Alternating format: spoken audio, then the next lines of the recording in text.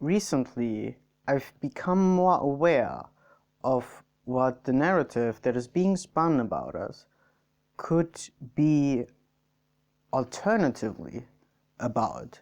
How I became more aware of this is thanks to philosophy Twitter, of course. So talking about the narrative is kind of a vain project ultimately, because what's there to say about it? It's so obviously stupid and ridiculous that anyone who wasn't dropped one too many times as a baby can see that.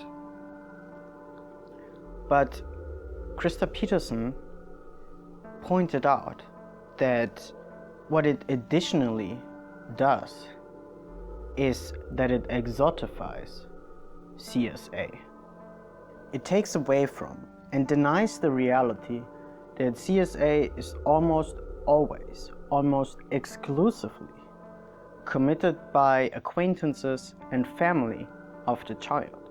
The denial of this fact turns CSA from something that might be done by the people you know or yourself into something that could never be perpetrated by your in-group. And by eradicating this insecurity or uncertainty, the world ultimately becomes easier to navigate. I think another important aspect is that it makes these supposed bad people identifiable with a glance, when in reality you can't just spot somebody who will abuse children. This simplistic, imagined, magical world does not know ambivalence or potentials. Who the bad guy, the criminal is, has already been decided. Somebody looks a certain way, so they are bad. As long as you don't look like them, you're good. Oh, you know what? There actually is a group that disproportionately commits CSA against children they are not related to or acquainted with. Can you guess what group that is? That's right, it's cops. Are you surprised? I'm not. What really upsets me about the combination of these two aspects, the denial of the facts about CSA and supposedly easily identifiable perpetrators, is that it makes CSA prevention and recognition a lot harder. They reject the tenets of that prevention because those tenets are exactly the same tenets as gender-affirming care. Listening to your child, trusting your child, supporting your child.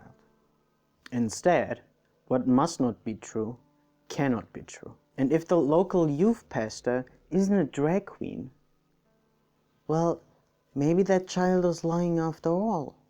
I really hope this is nothing but logical conjecture and not something that actually happens. But the groundwork for it to happen is there. It's always been there, but now it's being even more solidified. Is what I originally wrote on March 16th, but like fucking clockwork, one of those goobers comes around and exactly proves my point. I said, give me a kiss goodnight, or a hug goodnight, whatever. And he went, no, you need to ask my consent. And I was like, do I? And he said, yeah, at school they say you've got to ask consent. And I said, I'm your dad. And he said, yeah, but you still have to ask consent. And I went, okay, we're going to have a little lesson on consent here. Consent is don't touch a stranger's private parts, all right? But what's relevant is not primarily that conservatives are structurally opposed to liberty and consent, but that this attitude is fundamentally linked to the trans panic and the related propaganda. If a normal person can't ever be the perpetrator of CSA, and CSA happens, as we know, well, somebody's gotta be it. This is utilized time and time again in the construction of otherness. It's not just that certain traits are outsourced and projected onto the outside, but non-applicable traits are also superimposed by virtue of being identified as the other through having other traits connected to it. The idea of stranger danger excuses the parents, and it also discourages children from seeking help outside the family, which is usually necessary because most of the time your abuser is your family. The difference between the more general wariness or fear of strangers compared to this narrative is that in the latter, the way it is used identifies anyone who is nice or caring to a child and, importantly, has different beliefs than their parents, as someone who necessarily has nefarious, cruel, or abusive intent. As such, progressive leftist liberals, and more importantly, what they are saying is a priori recontextualized as manipulation, exploitation, and abuse. What likewise follows from this is the ideological groundwork to isolate children from said ideas. If you lose younger voters, what else can you do, really? I sincerely hope that this is enough groundwork to show how awful and insidious this narrative is. I mean, I'm sure you already knew that, to be honest, but I think it's worthwhile to think about what it can do beyond the dehumanization and cruelty. But the other aspect I'd like to talk about is this weird idea and insinuation that if people wouldn't be given support and information, they would not only stay in the closet, but actually not be trans at all. And what I like to say is that there's no evidence for this. There never has been. This is another thing that Krista made me aware of. So if you like the theory of transphobia, I suppose, you should go follow her on Twitter, but beware, she has ADHD and she tweets like someone with ADHD. But gender identity disorder has always been a diagnosis for gender non-conforming people.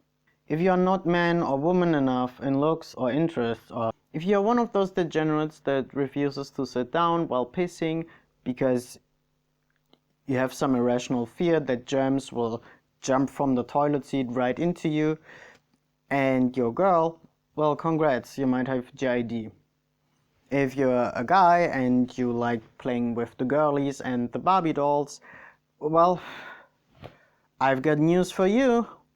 The thing is that these symptoms are more reliably indications of queerness or gayness than transness. It was, and in many places is, a ludicrous diagnosis, and stems from a time where there was a strong tendency in clinical psychology to pathologize any kind of divergence. Homosexuality was classified under sexual deviations in the DSM-1 under sociopathic personality disturbances, among antisocial reactions and addictions. This sexual deviation included any kind of fetishism and, importantly, cross-dressing. The DSM-2 expanded what sexual deviation means. Even though many find their practices distasteful, they remain unable to substitute normal sexual behavior for them. With the rise of gay activism, homosexuality was eventually dropped from the DSM, with the DSM-3. What remained were paraphilias and gender identity disorder. Curiously, GID had two subcategories. One, transsexualism, and two, gender identity disorder of childhood. Characteristics of transsexualism were a persistent sense of discomfort and inappropriateness about one's anatomic sex, and a persistent wish to be rid of one's genitals. The diagnosis is made only if the disturbance has been continuous for at least 2 years. GID of childhood included similar characteristics, but on the whole was extremely broad.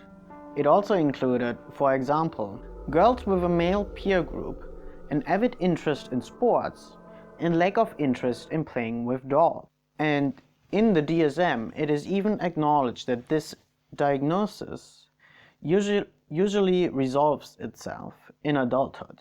About 50% of the people diagnosed with it will grow up to be straight, the other 50% will grow up gay, and the very teensy tiny fraction turns out to be trans. But everything changed when the DSM-4 was released. In the DSM-4, both diagnoses were subsumed under gender identity disorder. Why? Good question. After all, they knew full well that the vast majority of GID cases are not actually trans. Peterson and quite a few other academics, might I add, speculated that this was done to repathologize gayness via proxy. Because while gayness was no longer considered being an illness, being trans still was. Is often. Amber Ault and Stephanie Brzuzy come to a similar conclusion in their statement for social work in 2009. GID was used to repathologize gender and sexuality outside of the heterosexual norm. While over time, many experts in the treatment of trans people almost exclusively use the GID diagnosis to be able to refer and treat their patients at all, it could also be used to involuntarily hospitalize people, especially minors. Ault and Brzuzy mentioned the case of Daphne Szolinski, who was such a case in the 90s. During her imprisonment, therapists required her to learn how to walk like a girl, apply makeup, do her hair. And the DSM-5 now emphasizes that variance in itself is not a disorder. This colluding in the 90s has tremendously muddied the waters, because the chronicness or persistence of transsexualism and the ambiguous and sometimes transientness or nebulous concept of gender nonconformity being made part of one syndrome despite being irreconcilable with one another is what allowed and sanctified the claim that most people desist. The reality is that the vast majority of these desisters of the GID diagnosis would have never qualified for the transsexualism diagnosis under the DSM-3. And they knew that. As Peterson says, the point wasn't recognition of transness in children or youths. The point was to pathologize gender nonconformativity. The reason why I say this is not only because I found it very interesting, but because most people desist is another key aspect of the narrative that is being spun. This framework and idea is used to justify the exclusion and discrimination of queer people, first and foremost trans people, to prevent, quote, confusion. Gender ideology diversity, equity and inclusion, all of the things that you just don't want kids being taught at a young age when they're confused as it is. Motherfucker, the only person being confused is you. It creates and justifies this imaginary world where just the exposure to the existence of trans people is enough for somebody to slippery slope into surgery or whatever. This puts the onus on trans people to fix a problem they not only weren't involved in creating, but they themselves were victimized by. First, cis people pathologize gender non-conformativity in order to uphold their hegemony. Then, they pretend like this pathologization is the fault of trans people and therefore their responsibility to fix. And then, they use that blame to repathologize trans and gender non-conforming people. I mean, it's crazy. The whole narrative is built on this bullshit, including its homophobia.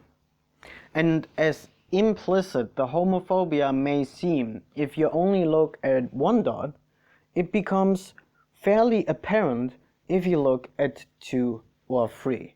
Richard Green, in his and through his so-called sissy boy studies, tried to cement the fact that early intervention in effeminate behavior in boys has the best outcomes of a heterosexual life in adulthood. Well, yeah, if you shame and traumatize children, they'll probably repress what made you shame and traumatize them. We usually call that conversion therapy. The so-called problem for these researchers was shifted from gayness, because it was universally no longer considered an illness, to gender incongruence or gender non-conforming behavior in children is to continue what they had done all these decades. In order to battle effeminate behavior and potential later homosexuality, Green pressured the parents of children to be concerned about their son's feminine behavior, possible homosexuality, or transsexualism, and tried to convince them that it was a success when their sons started to hit their mothers and sisters. This is not stipulation. This is not logical conjecture. This is a documented fact. Documented by him, actually.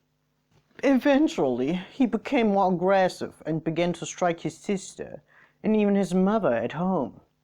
The development was supported by the therapist, and the mother's fears of it were allayed. If the therapist had not intervened strongly at this point, it is likely that the mother's covert pressure against such behavior would have resulted in the boy again returning to a passive posture. Green is the father of the term gender identity disorder and was part of the APA's subcommittee of gender disorders for the DSM-4. First and foremost, he was a conversion therapist, which has been shown to have negative health outcomes. Yeah, they might die early, but at least they're not sucking dick, right?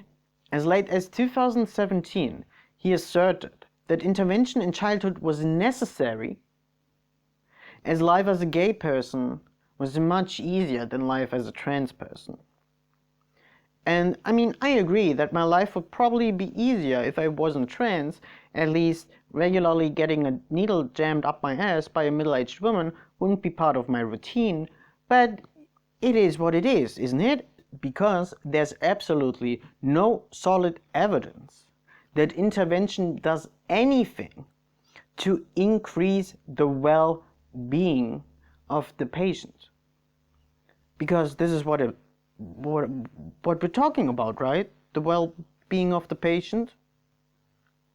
That's what treatment is about, isn't it? The few systematic evaluations we have of conversion therapy all conclude that people are still gay or trans, but just feel worse about it than they would have otherwise. Notably, and very importantly again, Green did not think that it was cross-sex identification that was the noteworthy or relevant thing, but actually cross-sex behavior, which of course includes thousands upon thousands of children who very likely would have grown out of it without any intervention at all. And even if they didn't, who cares? I'd prefer not having sons who hit their mothers and sisters, but that must be the soy jack in me talking, I suppose.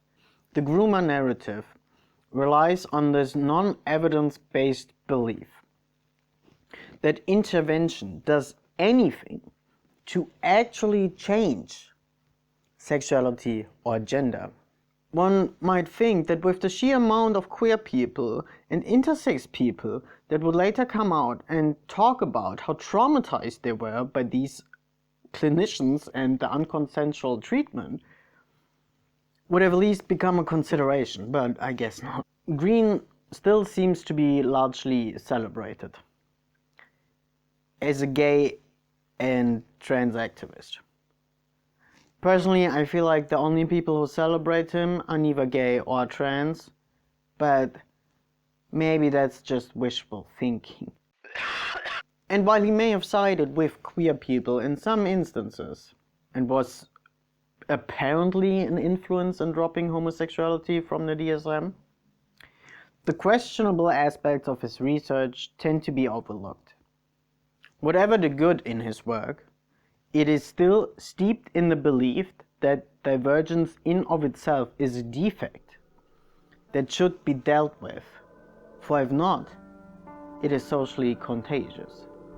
The idea that queerness and transness will cease to exist if we only parent hard enough, encourage the nuclear family hard enough, or assault fellow human beings hard enough, is the basis for Green's work and the queer panic now. And the queer panics before, may I add. It is a refurbishing of the millennia-old idea that queerness isn't just a thing, but a sign of a degraded social structure and ruin. And not only that we can mold people into anything that we want, but that we should do that against their will, take their freedom and break them. In conclusion, your queer children will never forgive you. I know I haven't. Smoking cigars is kind of gay, isn't it? I mean, it is very phallic. I don't really like them either.